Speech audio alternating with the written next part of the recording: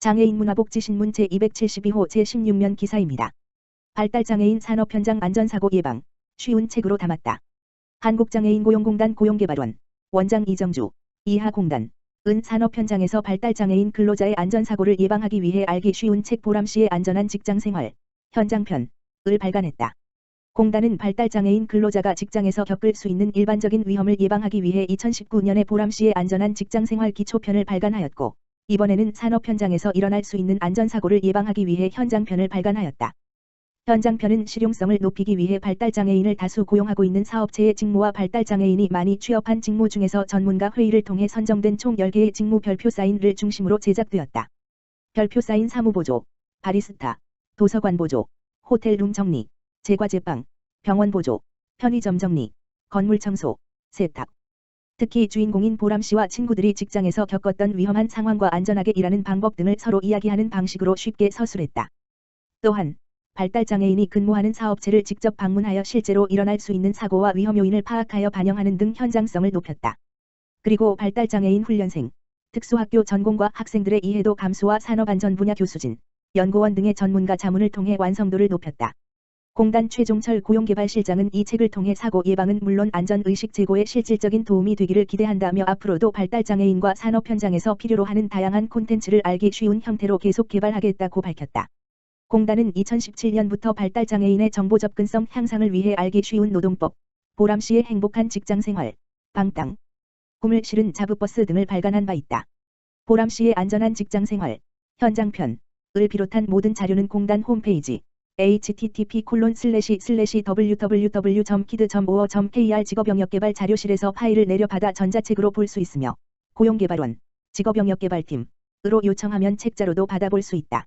서울시 뇌병변장애인 대소변 흡수용품 구입비 지원 대폭 확대.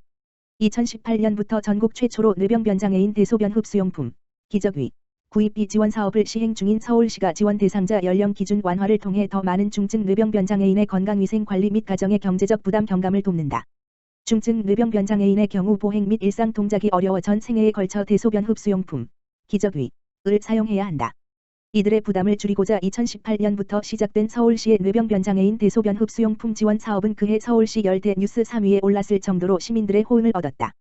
중증 뇌병변장애인 자녀를 둔 최씨 인터뷰. 중증 뇌병변장애인에게 대소변 흡수용품, 기저귀, 은 외출할 일이 있을 때는 물론 일상생활 전반에 필수적인 물품이라 구입해놓은 기저귀가 금방 줄어가는 걸 보면 항상 불안했는데 서울시를 통해 구입비를 지원받은 후로는 기저귀를 걱정할 일도 줄었고 가게에 많은 도움이 되었습니다.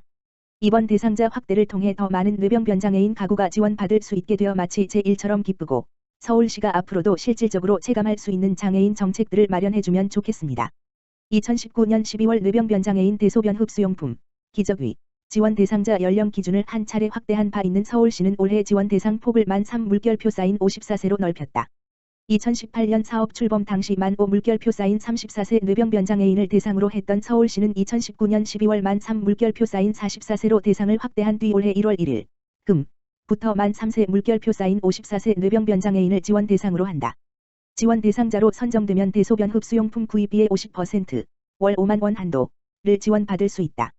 연령은 지원 신청일 기준이며 대소변 흡수용품 상시 사용 여부는 일상생활동작검사서가 첨부된 진단서, 수정받을 지수 중 배뇨 조절 점수, 배변 조절 점수 각 2점 이하를 통해 판단한다. 지원 대상자로 선정된 후 매월 혹은 3개월 주기로 대소변 흡수용품 구매 영수증을 제출하면 5번지만 원 한도 내에서 구매 금액의 50%를 본인 계좌로 받을 수 있다. 예를 들어 구매 비용이 월 7만 원일 경우 지원 금액은 3만 5천 원이며 월 10만 원 이상을 구매한 경우 한도액에 맞추어 5만 원을 지원한다. 최중증 뇌병변장애인의 경우 전 생애에 걸쳐 대소변 흡수용품을 사용하는 반면 그동안의 지원이 만 3세 물결표 사인 44세까지로 제한되어 있었다. 서울시는 이 같은 미지원 연령에서 나타난 사각지대를 해소하기 위해 대상자 연령 확대를 추진했다. 지금까지 969명, 연인원 14,446명의 서울시 뇌병변장애인이 대소변 흡수용품 구입비 지원 12월 기준을 받았다. 이번 지원 대상자 연령 확대를 통해 최대 1,600명까지 지원할 수 있을 전망이다. 969명 대비 1.65배. 서울시 장애인복지관협회 또는 수행기관으로 지정된 장애인복지관 20회 개소에서 신청을 받고 있으며 구비 서류 등 자세한 사항은 서울시 장애인복지관협회 누리집 http://together-sol.org/알림마당 뇌병변장애인 지원사업 공지에서 확인할 수 있다.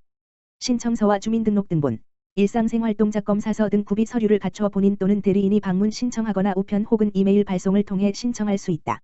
대리인 자격은 신청인의 가족이나 친족 및 그 밖의 관계인이며 대리 신청 시 대리인의 신분증, 관계증명 서류를 추가 구비하면 된다. 특히 서울시는 코로나19 상황으로 병원에서 일상생활동작검사서 발급이 어려운 장애인들을 위해 일상생활동작검사서를 제외한 서류가 구비되면 신청할 수 있도록 돕는다. 추후 일상생활동작검사서 보완 제출을 통해 지원 대상자로 선정되면 신청일로부터 선정 시까지의 기간만큼 소급하여 구입비를 지원받을 수 있도록 했다. 이 밖에도 서울시는 뇌병변장애인의 종합 돌봄을 위한 뇌병변장애인 비전센터 개소 등 뇌병변장애인의 특성을 반영한 정책들을 시행하고 있다. 뇌병변장애인은 서울시 전체 장애인 39만 4,190명, 중 10.4%, 4905명을 차지, 전체 장애 유형 중 네 번째로 수가 많다. 이 중 60%, 24,696명,가 심한 장애에 속한다. 이 경우 언어 지적 등 중복장애의 비율이 높고 뇌전증과 같은 만성질환을 함께 겪는 당사자가 많아 일상생활에 불편을 겪고 있다. 우정숙 서울시 장애인복지정책과장은 뇌병변장애인 대소변 흡수용품 구입비 지원은 평생 대소변 흡수용품을 착용해야 하는 뇌병변장애인 가구의 경제적 부담 경감뿐만 아니라 당사자의 건강위생 관리에 도움이 될 것이라며 서울시는 앞으로도 장애 유형별 특성에 맞는 정책을 발굴하고 장애인 복지 사각지대 해소를 위한 다양한 정책을 실행해 나가겠다고 밝혔다.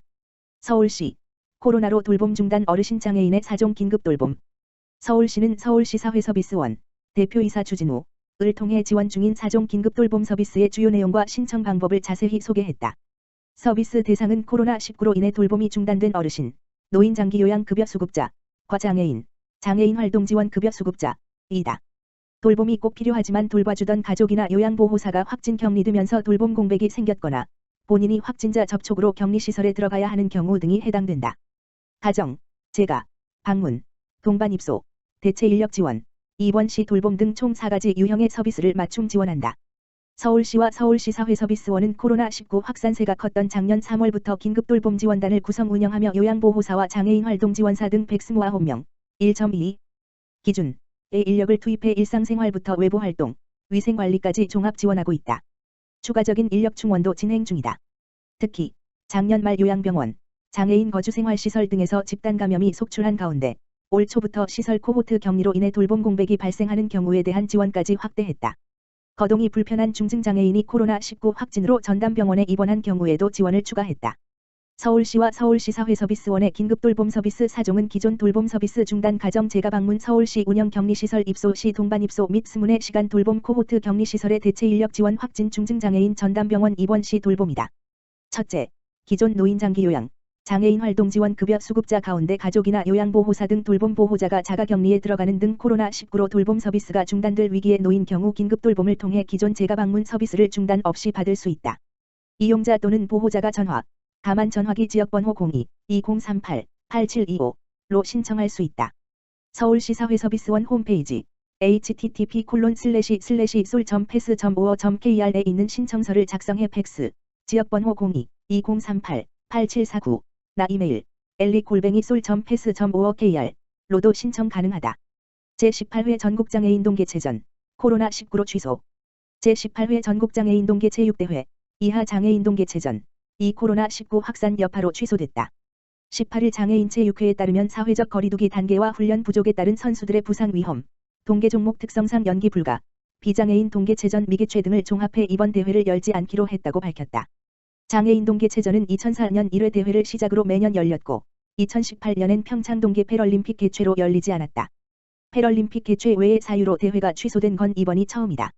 이번 대회는 18일부터 22일까지 강원도 일원에서 열릴 예정이었으며 비장애인이 출전하는 제102회 전국 동계 제6대회, 동계체전, 역시 지난 8일 취소됐다.